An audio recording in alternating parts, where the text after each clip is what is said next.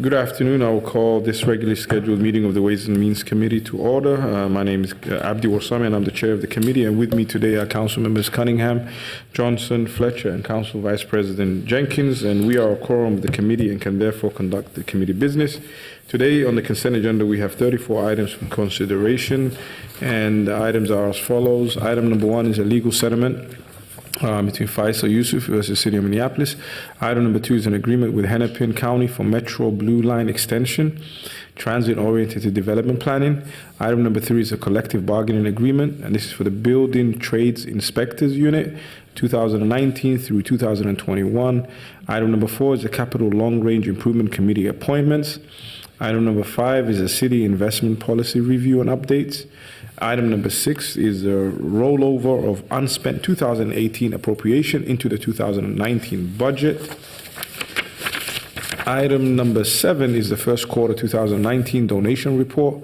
Item number 8 is a bid for the Public Service Building Project, tax-exempt material purchase of doors, frames, and hardware. Item number 9 is a bid for Public Service Building Project, interior glazing, railings, and metal panels. Item number 10 is a contract amendment with Lejeune Steel Company for additional structural steel material supply for the public service project. Item number 11 is a contract amendment with Spec 7 Group LLC for changes in the scope of work for waterproofing for the public service building project. Item number 12 is a contract with Schindler Elevator Corporation for elevator construction and maintenance services for the public service building project. Item number 13 is a contract with Cost Planning and Management International, Inc. for Owners Project Representative Services for the City Hall Office Space Renovation Project. Item number 14 is a gift acceptance of airfare and lodgings for immigration-related conference. Item number 15 is a grant from the Pew Charitable Trust for resilience model replication at Minneapolis public housing sites. Item number 16 is a grant from the Minnesota Department of Health for lead screening services in targeted neighborhoods. LED. Okay. Item number 17 is a contract with Nationwide Mutual Insurance for use of vehicle by the Police Auto Theft Bait Vehicle Program. Item number 18 is Minnesota Internet Crimes Against Children's Task Force. Item number 19 is a contract amendment with Patricia Helen for continued professional public safety coordinator services during large-scale events. Item number 20 is a contract with Downtown Improvement District for the 2019 Minneapolis DID Summer Police and Police Reserve Program. Item number 21 is the Evergreen Drive Street Resurfacing Project Approval and Assessment. Item number 22 is the 14th Avenue Northeast Alley Construction Project Approval and Assessment. Item number 23 is the Hennepin Avenue South Streetscape Project Approval and Assessment. Item number 24 is the 33rd Street East Street Reconstruction Project Approval Assessment and Areaway Abandonment. Item number 25 is a temporary easement and/or right of entry agreements for Hoya Heights Neighborhood Sanitary Reconstruction Project. Item number 26 is a construction assessment for Mid-City Industrial Phase 2 Reconstruction Project. Item number 27 is a construction easement for North Loop Reconstruction Project. Item number 28 is a cooperative agreement with Hennepin County for 61st Street West Street Reconstruction Project. Item number 29 is the cooperative agreement with the Hennepin County Regional Rail Authority for the Fremont Avenue Midtown Greenway Bridge Replacement Project. Item number 30 is a grant from the Recycling Partnership for Multifamily Recycling Support. Item number 31 is a sustainable policy response to urban mobility transport transition, Minneapolis designee.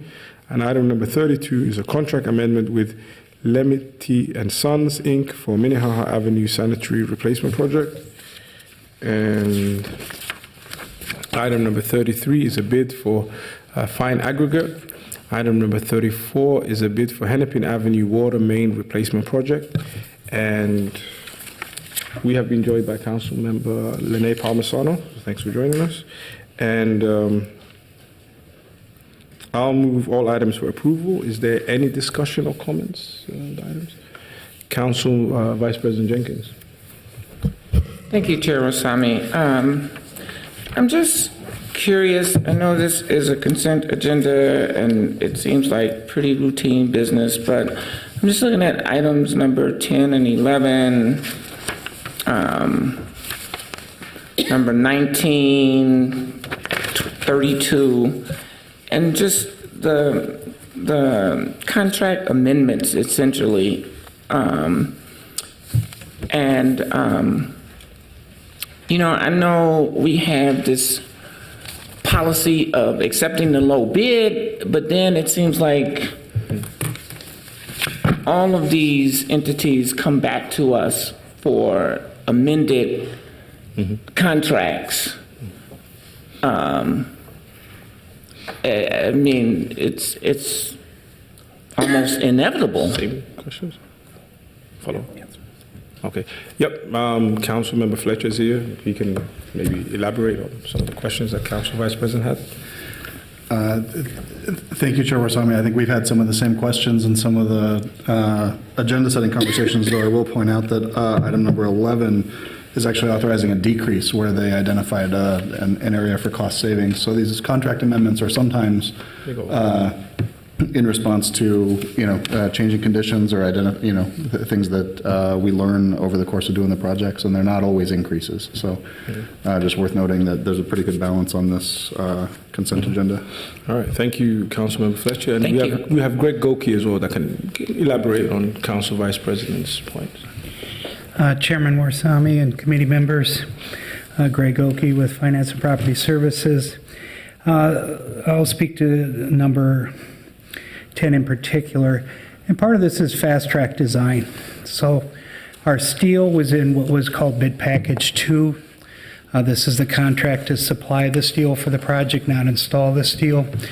And as we further developed the project architecturally, there were changes that were made that required different steel pieces, additional steel, which might have been a scope gap, and so forth. So this is a collection of several small items that totaled $100,000 on a contract that I believe, if my memory serves me right, yes, it is here in your action, is over $7 million. So overall scope change at this point in the project is not atypical of fast track design where you don't have everything completely figured out in the earlier bid packages to keep things on schedule for the overall project.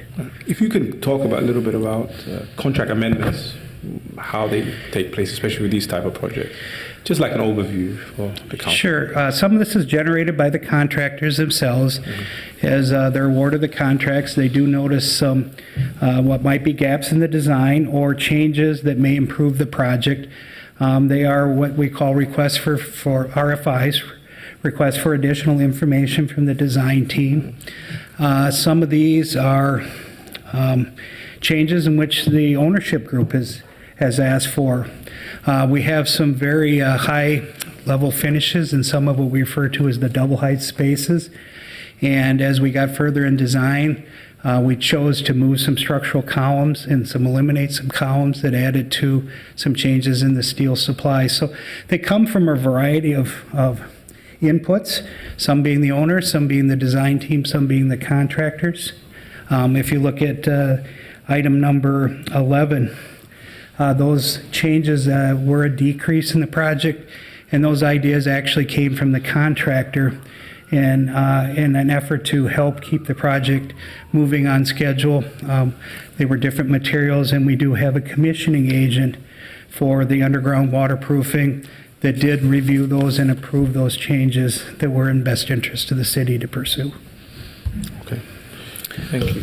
Yes, and I just want to just sort of contextualize my concerns in that, we have a really huge gap in what people call minority contractors. I personally don't like that language and have expressed that a lot, but and mainstream contractors, and it seems like we get low bids for projects and then come back later and actually get the amount of money that it actually takes to do the job, and subsequently other contractors don't get the opportunity to be a part of the contracting work that the city of Minneapolis does.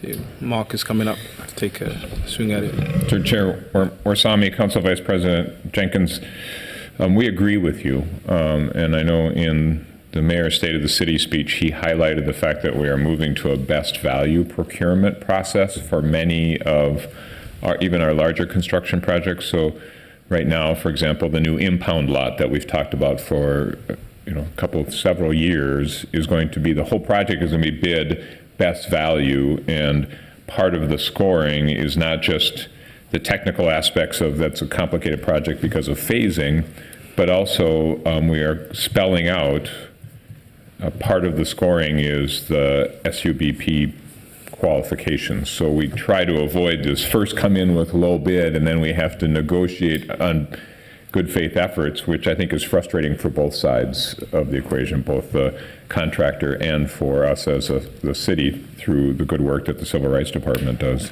So this is a pilot project for us to take a whole development, and on the building we have taken components and used best value, but for the whole project to look and see how best value works, and we're learning from the county, we're learning from the state on that process, but we will report back to you what we see, given your concerns that you've described, when we take those bids and evaluate what kind of results we had and whether people felt like it was better or worse. So we are trying to find some different methods to address what you very accurately point out. Thank you. Thank you. And we have a question from Councilmember Cunningham. Thank you, Mr. Chair. I had a question regarding consent item number 5 around revising the city investment policies. I just was hoping to be able to get some more information for the public record about what changes there are and why those changes are being made.